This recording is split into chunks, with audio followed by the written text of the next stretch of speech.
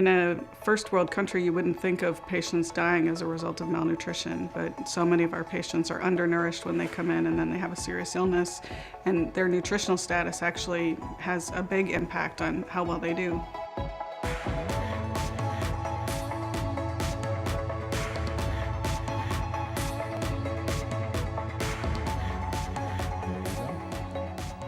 Hello and welcome to the second season of the Community Knowledge Network series brought to you by Vizient's Hospital Improvement Innovation Network, or HIIN. The Vizient HIIN supports the aims of CMS to improve patient safety and decrease patient harm through the systematic use of proven practices across the continuum of care. On this program, we'll explore an often overlooked patient condition that can impact care outcomes, malnutrition.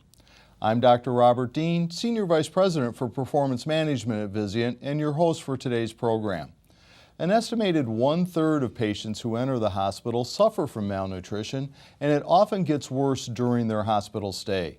This creates a huge burden on the system by impacting health and economic outcomes.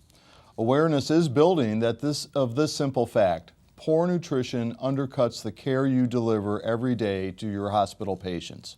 Yet it's a condition that's underdiagnosed. Some patients are malnourished when admitted, and some will become malnourished during their hospital stay. The consequences are alarming. Malnutrition in hospitalized patients creates an estimated financial burden of $42 billion a year to our healthcare system.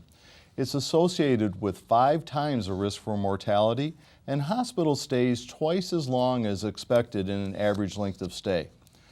Our program and learning objectives for today are: identify key stakeholders in the malnutrition clinical documentation improvement process, and discuss how to generate a data-driven business case to advocate for improved patient care. Before we begin our discussion, I want to remind you you're an important part of our show and you can contact us at any time. Here's how to do that. Just type your question or comment online and click Submit. Also, we've provided a program supplement that contains slides for today's program. Now let's meet our special guests representing organizations who have taken significant action to address malnutrition. First, Dr. Evelyn Garnier. Evelyn, welcome to the program, and please tell us about your background and your work with this topic. Thanks, Robert. I'm very honored to be here. I am the chief of the Division of Geriatric Medicine and Aging at New York Presbyterian Columbia University Medical Center and College of Physicians and Surgeons. I actually began my clinical career about 40 years ago when I was a registered dietitian and subsequently moved from focusing on nutrition. I went to medical school, did a residency in internal medicine and a fellowship in geriatric medicine. And for the past 30 or so years, I've been an academic geriatrician who focuses on nutrition. Great, thank you. We look forward to your contributions. Thank you. Also with us today is Bridget Drapeaux. Bridget, welcome to the program. Please tell us about your work in this area. Thank you, Dr. Dean. I have been at the University of Iowa hospitals and clinics for about the past 13 years in various positions within our patient services team. Now as the Associate Director of Clinical Operations, I get to have the oversight of that team, which includes our patient room service as well as our clinical dietitians. Thank you for joining us today. Evelyn, can you begin us with a brief overview of malnutrition? Yes, I would like to help everyone understand what nutrition is and what we see or maybe don't see in the hospital.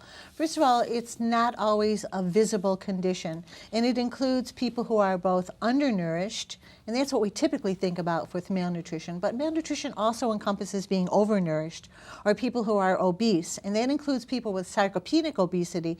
These are people who look sort of a little bit normal. Maybe they have a little metabolic syndrome, they're a little heavy along the middle, but they don't have much muscle mass, and so they actually are malnourished, and they have something called sarcopenic obesity.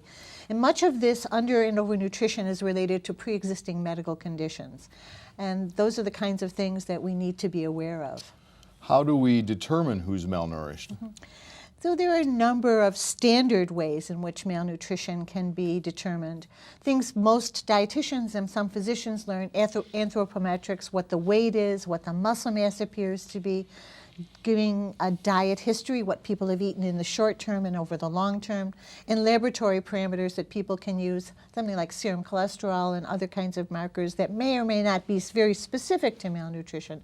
But other things that we need to, all of us need to think about are what is in the physical examination that points us in the direction of someone who either has frank malnutrition or someone who is at risk for malnutrition.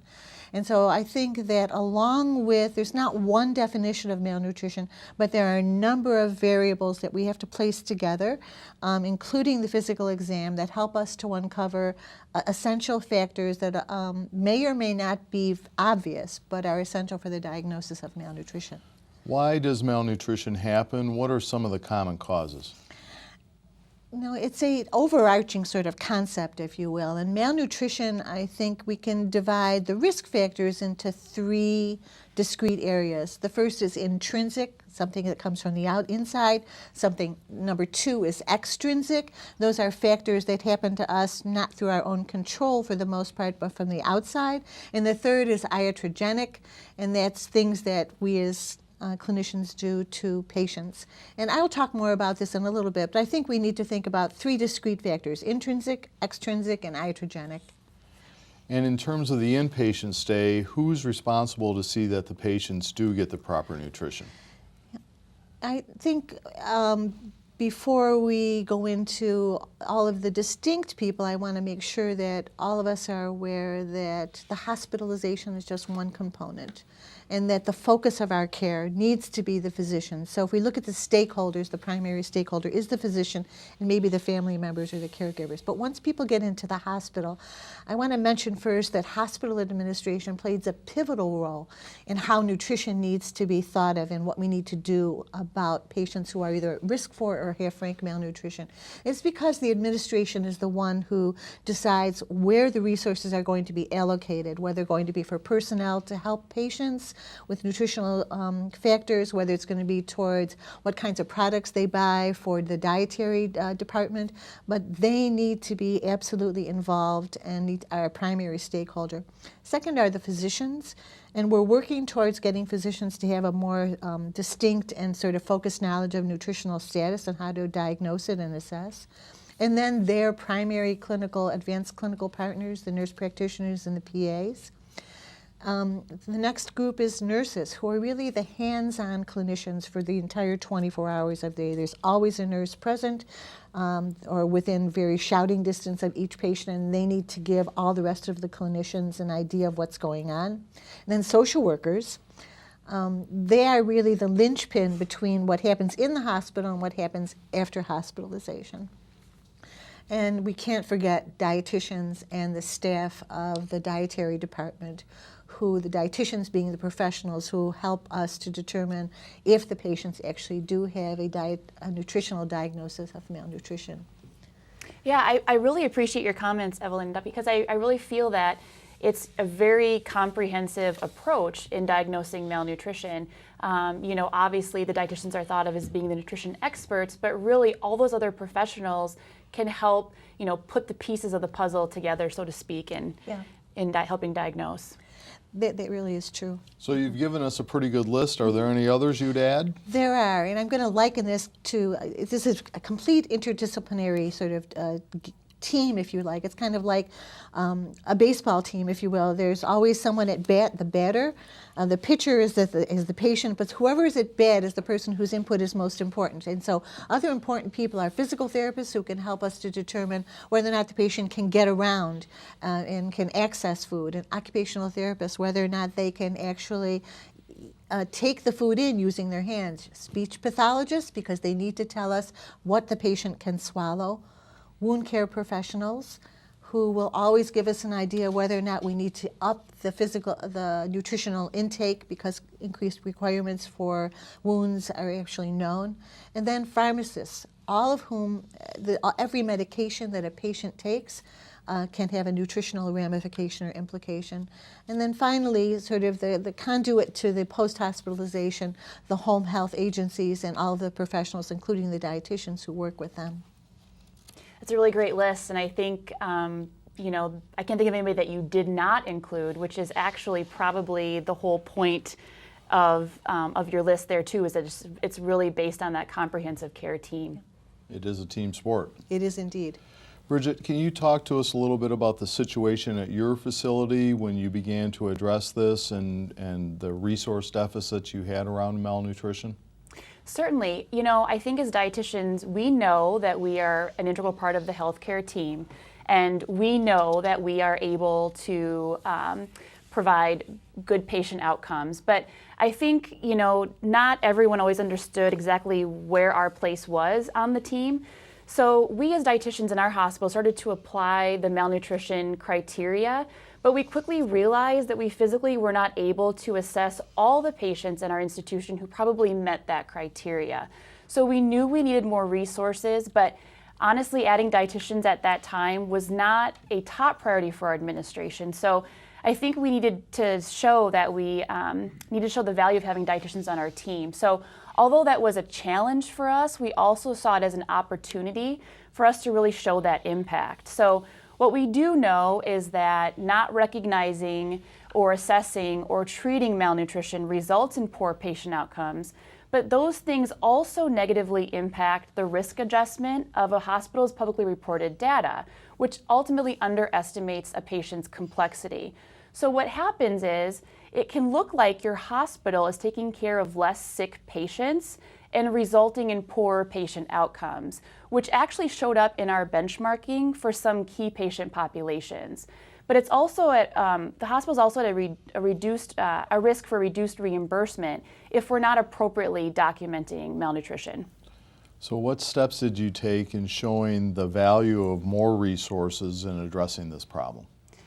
We really started to look at how we were going to develop and implement a malnutrition assessment and documentation process across our large inpatient environment. So to our knowledge, at the time of our pilot, there was really no ideal workflow within our EHR. And we also know that dietitian documentation alone is not adequate. You really need that physician piece. You need the physician to document his or her agreement with your assessment as a dietitian. And physicians also must either comment on the treatment, the monitoring, or the evaluation of that clinical malnutrition assessment, that diagnosis. And those comments really need to be there for the coding to appear at discharge. So we also found out that we had some barriers, and one of those barriers was actually getting our physician buy-in.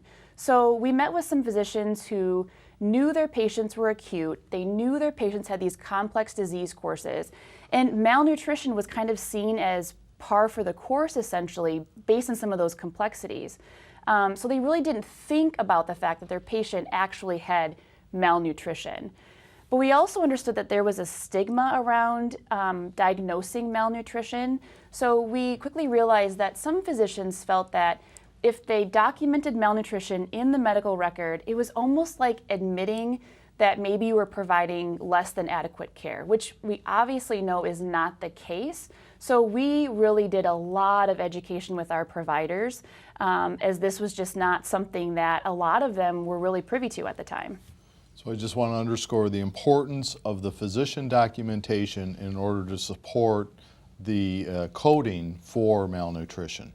Correct. Both of those pieces need to be in place. The agreement with the assessment and also the comment on the treatment, whether it is the evaluation, the monitoring, or how you're going to treat that malnutrition diagnosis. Great. Evelyn, you're a geriatrician. What does the geriatric patient pose in terms of challenges when addressing malnutrition? I think there are a number of issues that we have to really focus on for older adults. The first of which is that there's an increasing number of older adults coming to the hospital, and many of them are coming in frail. And that's because they are dealing with a number of other comorbid conditions. Most old people don't come in with just one diagnosis. They have a number of diagnoses. And so it's important that we develop specific assessment protocols for older adults and implementation strategies that take into account the myriad problems that older adults themselves have. one of the things that we see is that older people, when they get into their 9th decade for the most part and beyond, although some younger, are having difficulty with ADL and IADL. And for those of you who don't know, ADL is our activities of daily living, and IADL is our instrumental activities of daily living. So ADLs are things like dressing, going to the bathroom, being able to feed yourself, being able to walk, being able to transfer. Those are very basic things that people need to do in order to live essentially by themselves. And instrumental activities of daily living are things like paying your bills, doing by check or by computer, either way, taking your medications, which are extremely important if you have any kind of medical illness, accessing transportation, going shopping, going housekeeping, cooking. All of these activities of daily living, whether they're the basic or the instrumental, are extremely important because they can put people at risk for malnutrition or contribute to malnutrition. So one of the other things is we need the input from the patient and sometimes the family members about how people were functioning before and how people are going to be functioning after hospitalization to help us to know what we need to do for their nutritional health. And dietitians increasingly need to have some geriatrics competencies in order to determine what the person's activity level is and their functional and their cognitive issues are. So when assessing a patient that you know has malnutrition, what are some of the other components that go into developing a plan of care for those patients? And like I said, it's actually a fair number of components, if you will, or variables, because older adults by themselves are not, it's not an easy thing. They're very complex and they're very heterogeneous. But 3 of the intrinsic factors that we need to be thoughtful about are dementia, delirium, and depression. And oftentimes the first sign of dementia is actually weight loss. And often clinicians are not aware. They see somebody come in with weight loss. They don't think about cognitive impairment. But dementia and its attendant delirium are frequently overlooked and underdiagnosed in the context of malnutrition.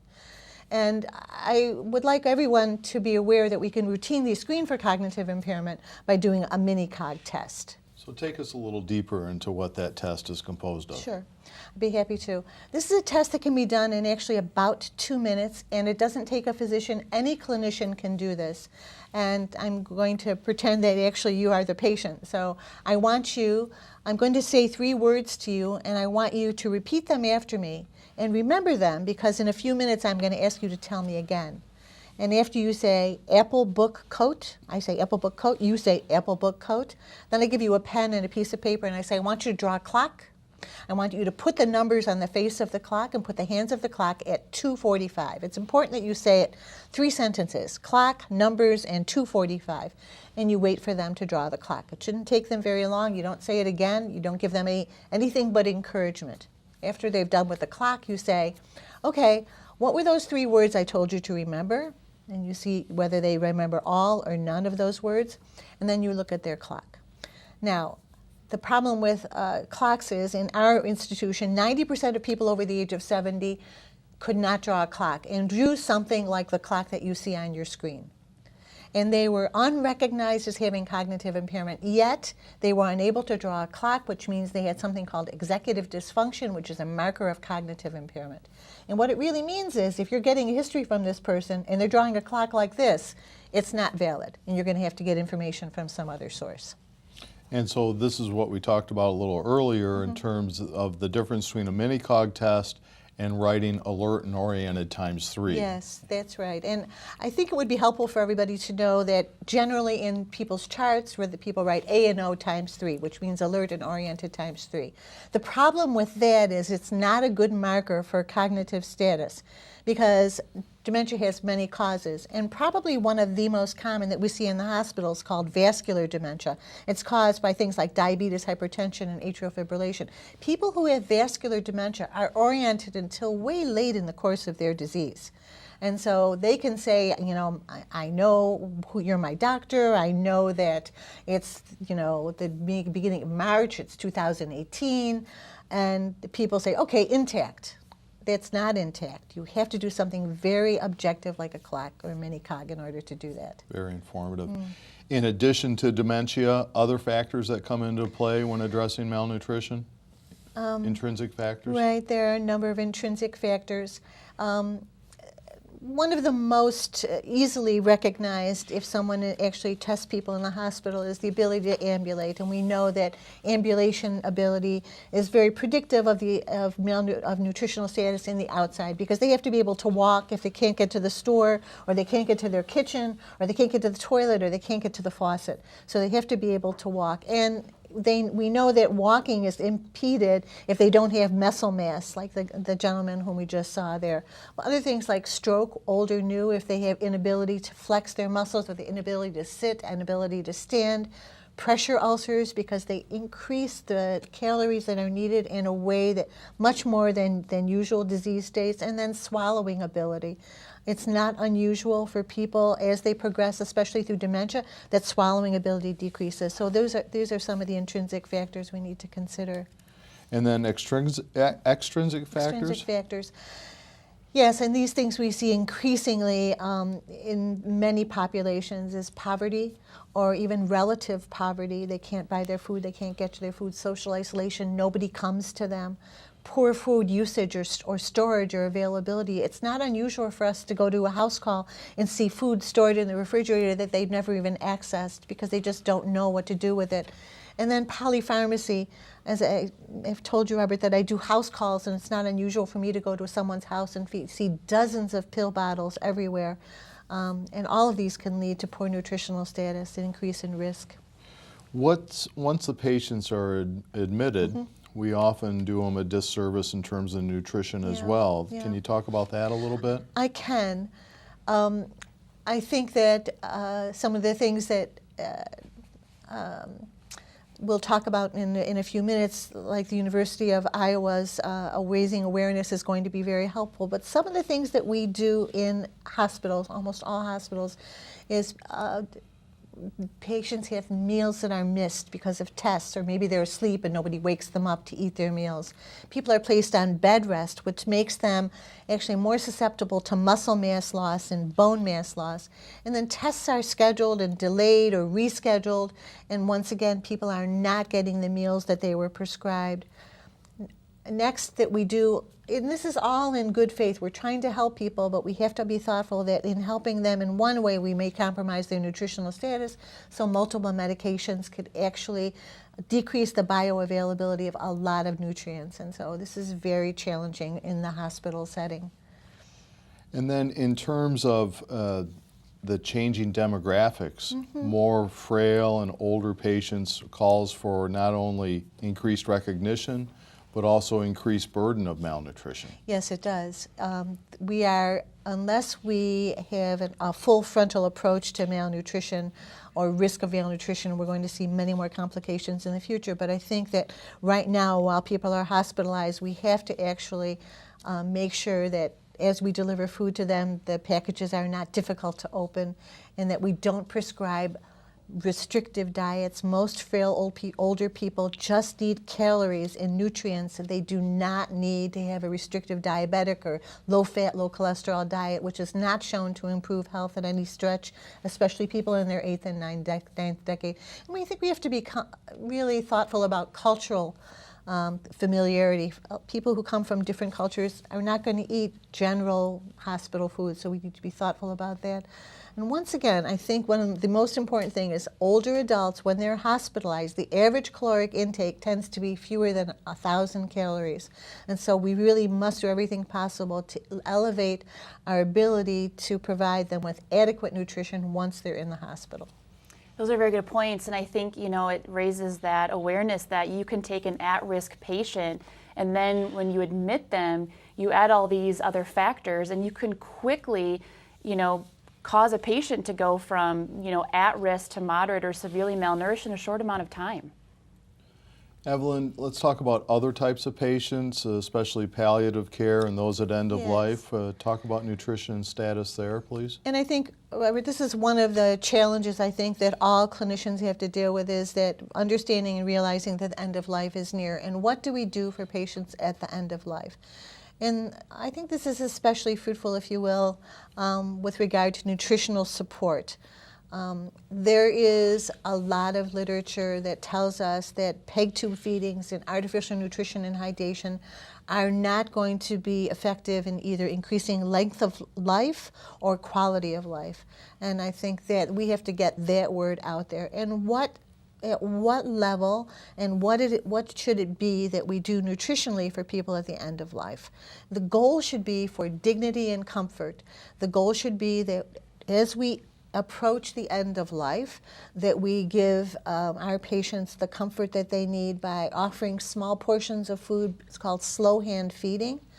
That artificial nutrition and hydration, whether it be NG tube, PEG tube, IV tubes, have never been shown to be of benefit in length of life, as I said, or quality of life, and there are many more risks than benefits. And so I think as we go forward and as more people get older and approach the end of life, I think all clinicians need to be comfortable with what we know about nutrition and end of life care. And I think, when you talk about malnutrition in these patients, even though we may not be treating the malnutrition, so to speak, because we're not doing the artificial nutrition, a lot of these patients still have some degree of malnutrition just based on their course. So even though it may seem a little cold or odd to document malnutrition in somebody who might be actively dying, it's still very, very important to accurately document what is truly going on with that patient, so that when that patient is discharged or passes, we're actually really setting the stage of what their true hospital course was. Mm-hmm. Mm-hmm. And I think that it's important for physicians to write in that note, acknowledging malnutrition, that the data show that artificial nutrition and hydration at this point in their life is not going to be a factor in, as I said before, either increasing life or increasing the quality of life. And I think it's easy to combine those two. The patient has malnutrition, but there's no evidence that providing artificial ways of delivering it is going to benefit the patient at this point.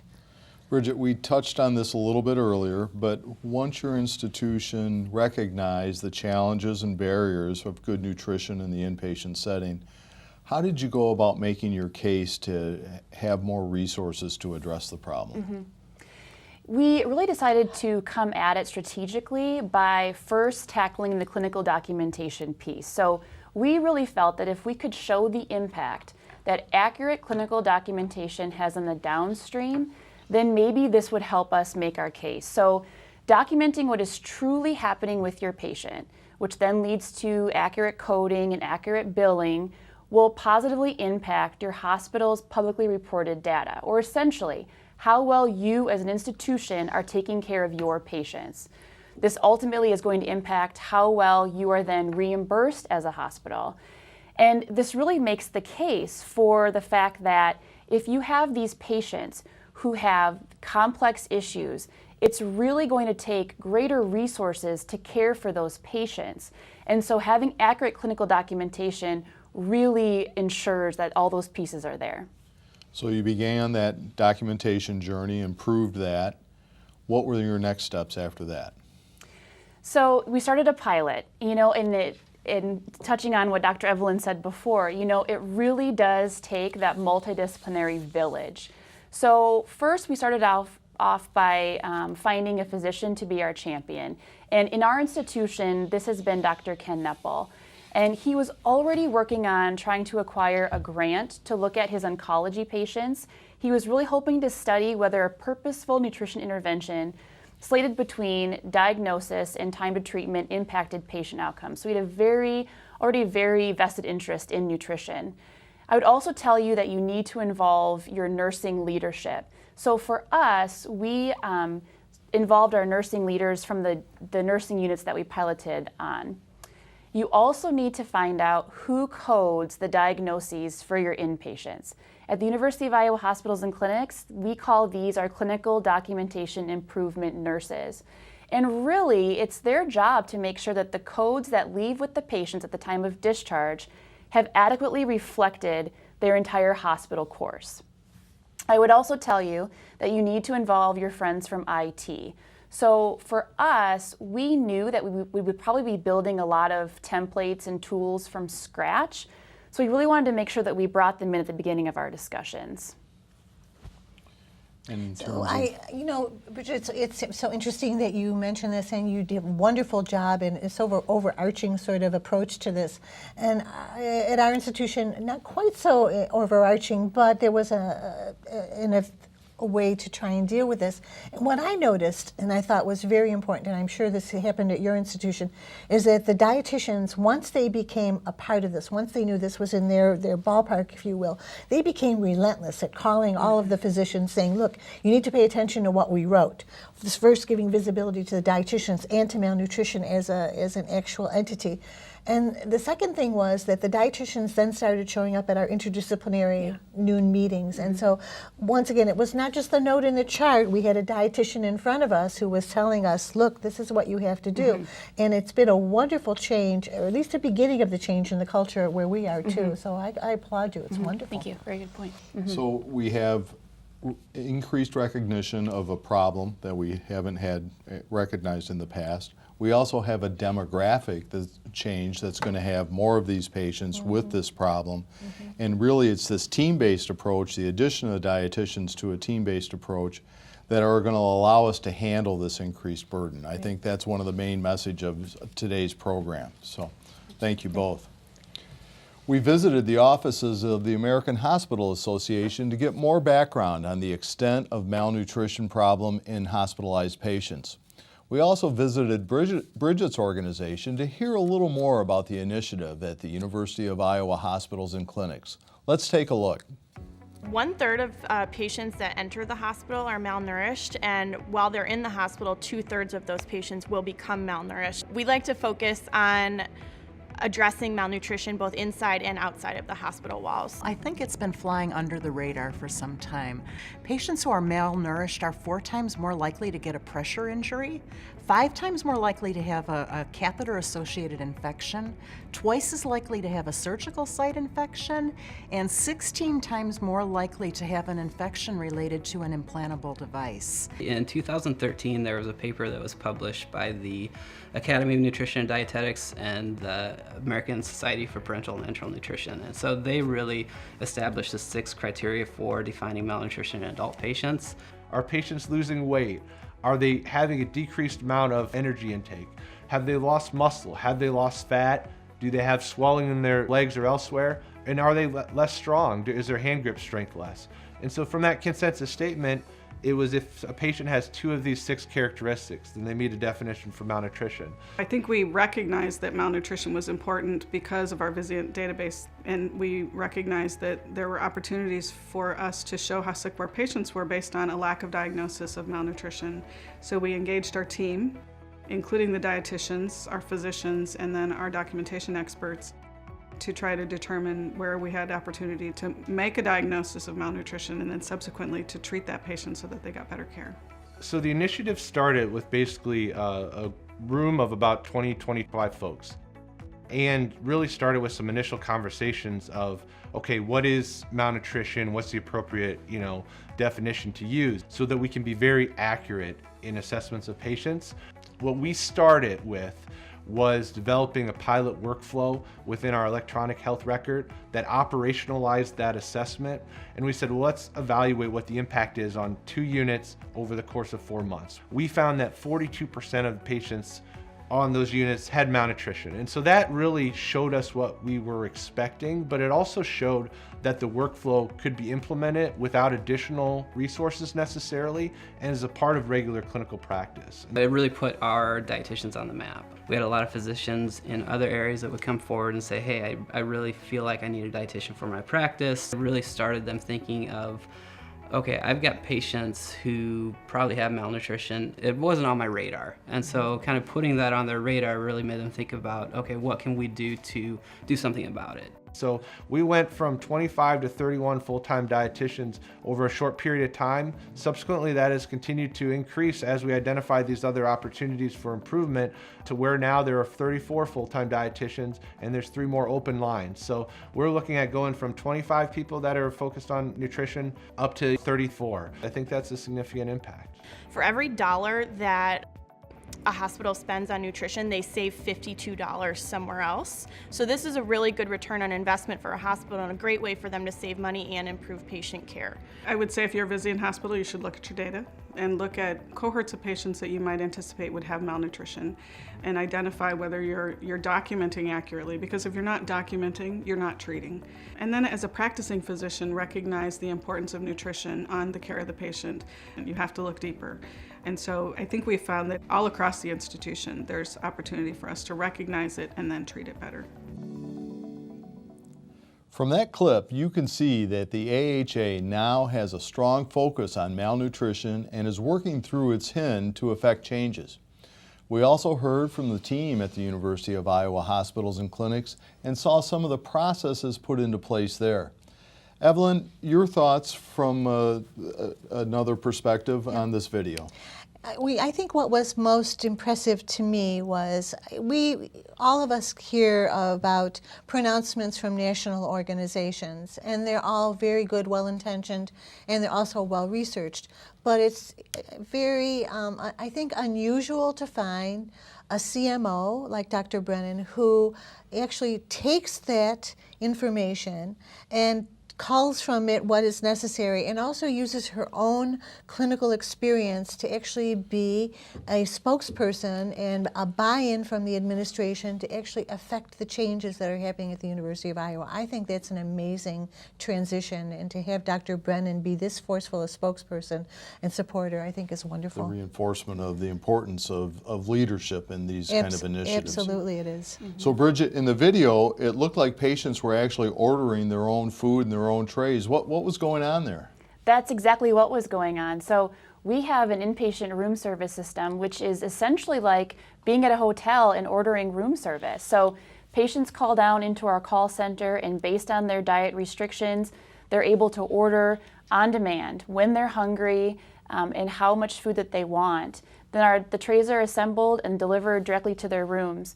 And actually in our pediatric hospital, all that ordering is now done online. So we have these little kiddos that are able to take, big part in their treatment and their hospital stay by actually going online, ordering their own food, and seeing it be delivered. And I think patients really appreciate this room service system because it allows them to have control over that one piece of their inpatient stay. And you talked about, Dr. Evelyn, about patients missing meals and how that can affect their nutritional status. And one of the things that we try to do at the University of Iowa hospitals to try to combat that is we actually keep track of patients' missed meals. So if a patient tends to go a couple of meals without ordering, we'll call up to their room and try to either get hold of them or their nurse and figure out if we can maybe help them order some food. We also call diabetics, and we actually don't allow diabetics to miss meals. So we actually contact them after every meal if they haven't contacted us. I was just curious, how is it that you handle, it must be very tempting, a patient calls and wants to feed his or her family or his or her friends or visitors. How do you handle that? We actually respect what the patients order, and we send what the patients order. So we try not to be the food police, so to speak, down in our call center. As long as the food fits within the patient's diet restriction, we'll send it up. So Bridget, from an administrative standpoint, with that kind of kitchen flexibility, what's been the cost impact on that service? It's actually been very positive as far as cost savings. We have a lot less plate waste. So a patient's actually ordering when they're hungry and how much they're hungry for. So we have found that it actually produces a lot less plate waste for us. Okay. So earlier you talked about some of the tools and templates that were developed within your pilot. Can you go over a few of those for us? Sure, absolutely. So we developed our own homegrown malnutrition assessment tool. So we did not have this tool during our pilot, as we did a lot of the data documentation and collecting as a manual process. But after the pilot, we determined what exactly we wanted to document and how we wanted that documentation to flow within our EHR. So as you can see on the screen now, this is our Homegrown tool. It includes the Malnutrition Assessment date. It includes a place for the dietitian to document the nutrition-focused physical findings. It includes the type of malnutrition and then whether or not that malnutrition was present on admission. It also includes a place to document the severity and etiology of malnutrition. And as you can see, depending on whether the malnutrition is acute, chronic, or in the social environmental context, and then when you actually click that box, the appropriate section of that tool cascades. So in this example, the acute malnutrition section is cascaded. Now you can see boxes on the screen. Each of those boxes can be selected. The empty rows are actually free text, but in particular, the boxes, once they're selected and filed, now those boxes become individual discrete data points, meaning that each of those points can now be accessed through reports that we can run through our EHR. So now our information has become easily extractable, it's become useful, and it's become meaningful data that we can now use at our discretion. So, for example, since we keep track of our malnutrition assessment date, we can run reports that will actually show us how timely our dietitians are at assessing our patients once they've been admitted and once they receive that nursing admission screen. And another example is we can also determine the percentage of patients who come to us who are admitted with malnutrition. And on the flip side, we're able to see how many of those patients maybe develop malnutrition over the course of their stay. So in the next slide that you'll see, this top box actually reflects the documentation from the slide before. So as the dietitian goes through his or her workflow and files that data, it now gets pulled into their note in an easily readable format. And then the dietitian can go on and provide their intervention recommendations. So what I love about doing this within your EMR is you've created a mineable data set in which now you can manage the problem that you've identified. Right. That's great work. Right. So can you talk a little bit about how this has led to improvements of care for malnutrition? Yeah, absolutely. I think we have identified malnutrition better in our patients, and we can probably attribute this to a few different things. One of the key things I think was that we spent a lot of time educating our ordering clinicians. We kind of took this dog and pony show around the hospital and we spent a lot of time working with our clinicians. We've also seen an improved treatment of malnutrition, which I think can be attributed to the physicians initiating and then following through with our dietitian recommendations. But I think one of the things that we found as we worked through this process was we kind of had this ethical dilemma. So we did a really great job identifying and treating malnutrition when the patients were admitted and on the inpatient side with us, but then we never really knew what happened when they left. So where was that follow-up and who's following up? But because we had some success on the inpatient side, we really started to see that carry over into our outpatient clinics. So physicians who worked with us on the inpatient side were now referring their patients to us on the outpatient side upon discharge. So we were able to add additional outpatient dietitians to our team, and now we feel that we really are losing less patients to follow-up care. Another result was that our goal when we set out was not to make money, but being able to show the impact that the diagnosis of malnutrition has really helped us to be able to hire more dietitians. And from the start of our pilot to today, we've had a growth rate of about 165%, which is really, really remarkable. And because we've successfully figured out how to appropriately document the patient's true degree of illness, we have found that insurance companies are now recognizing malnutrition as a proper diagnosis. And as some of those appeals come in from those insurance companies, we've been pretty successful in actually winning those appeals.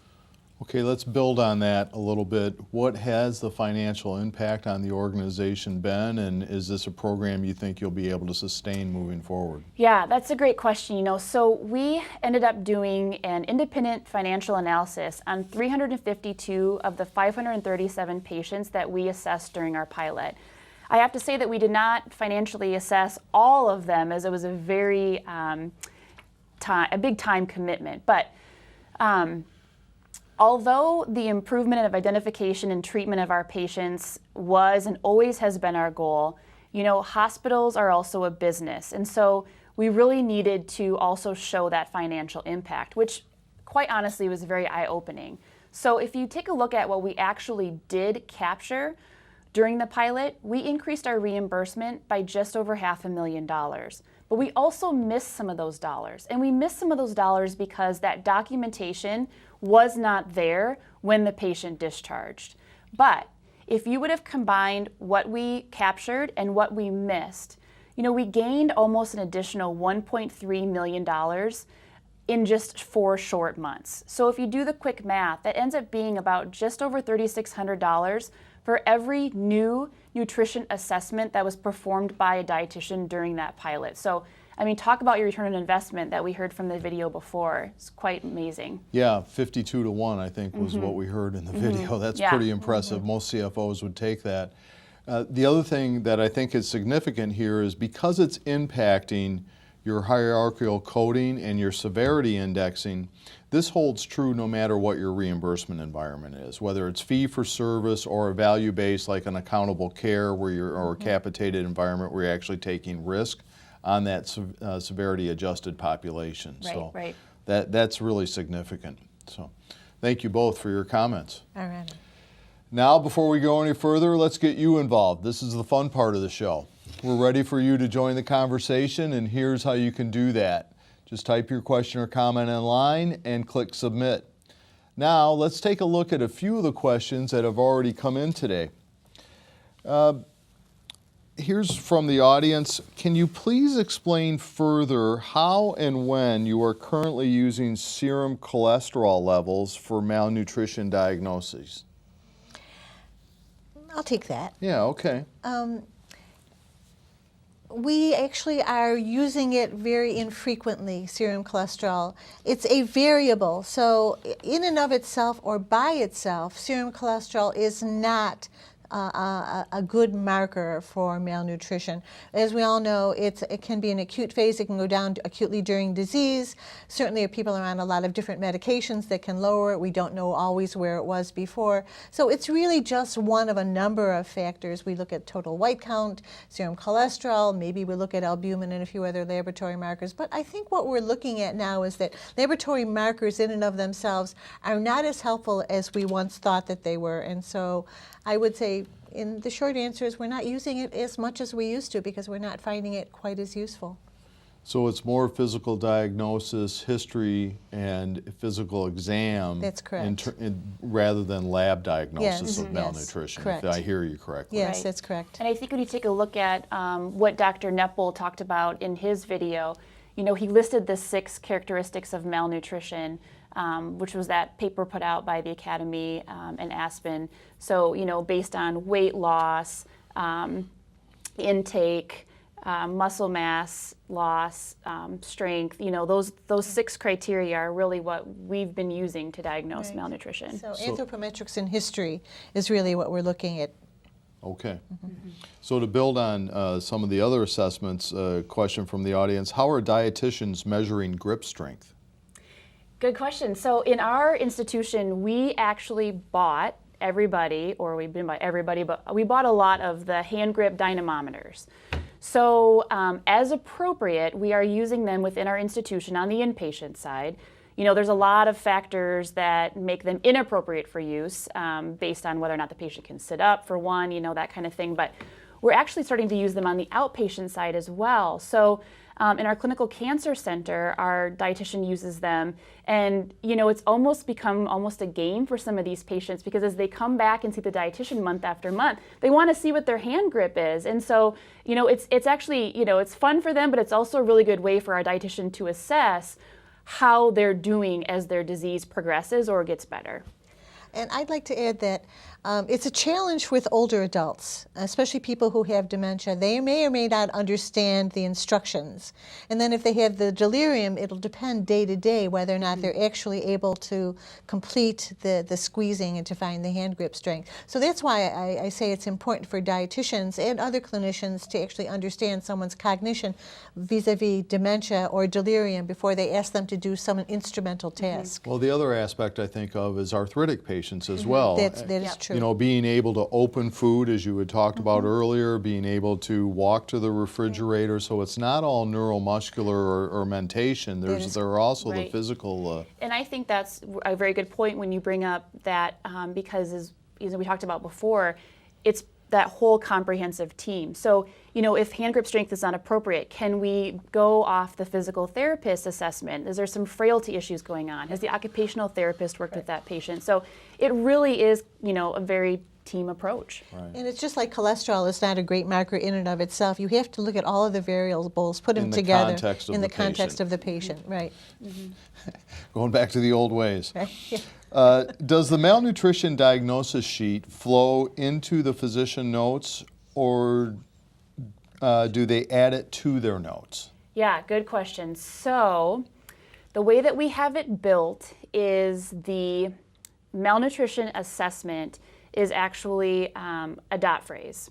And so for those of you that know what that is, essentially then that phrase, if the physician chooses to pull it into his or her note, they can. They can pull that phrase into the note. What they do not pull in is the dietitian's interventions and recommendations, because that is one of the pieces that the physician has to document himself or herself. So you can pull in that malnutrition diagnosis, but the physician must, in their own words, document the treatment, monitoring, or evaluation plan for that patient based on that malnutrition diagnosis. Because otherwise it can't be included in the hierarchical condition coding. Correct. And therefore it doesn't impact patient severity. Correct. And it doesn't impact length of stay calculations, Correct. et cetera, et cetera. Right.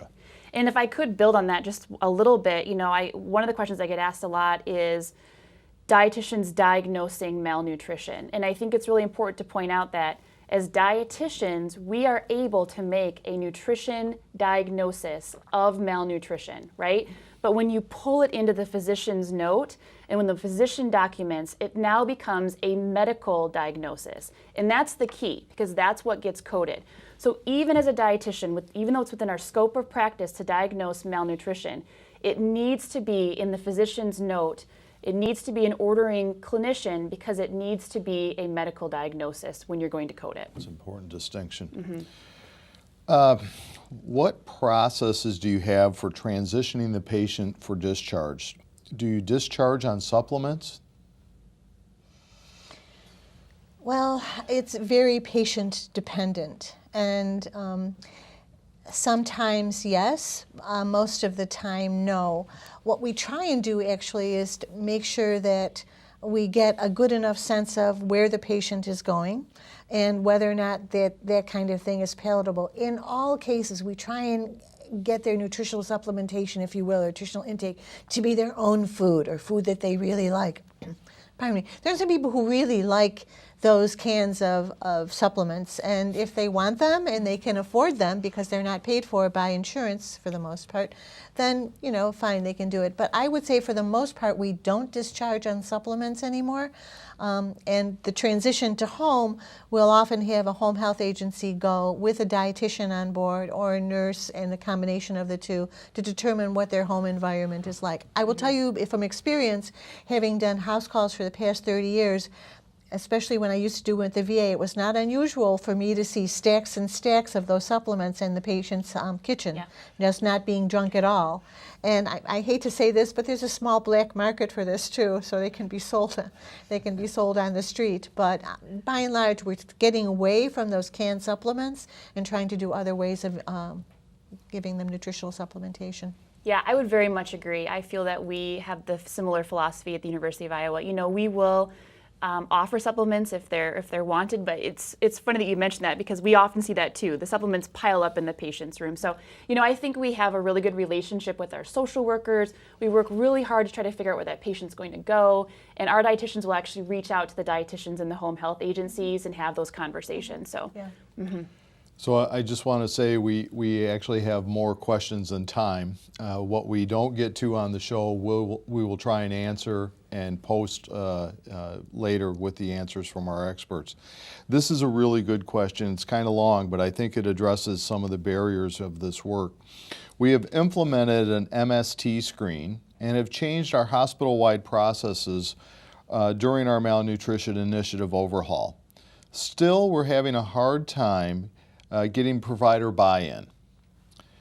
Any specific resources that we can guide them to where they maybe can have input from their peers that could help with their own buy-in? So I'm supposing this is around physician engagement, physician buy-in and support of this process.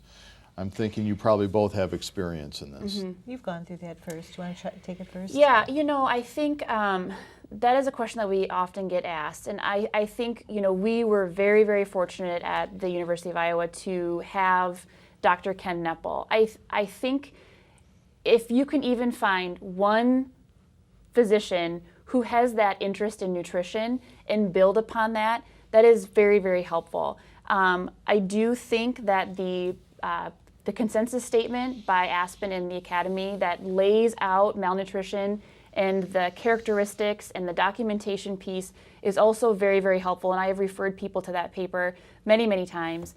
But I do think sometimes it takes just that one person. If you can find that one person to help you build momentum, sometimes that's all it really takes. And but a it is well-respected important. clinician on the physician on the medical staff.